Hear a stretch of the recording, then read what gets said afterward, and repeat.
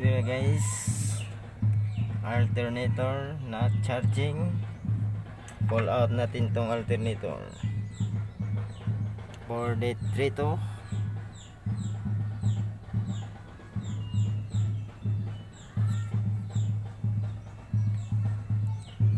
ito yung alternator, hindi kumakarga. Tanggalin natin,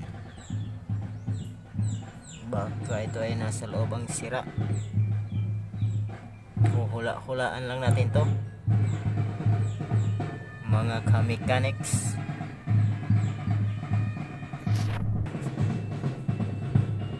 So ito na guys, natanggal na natin.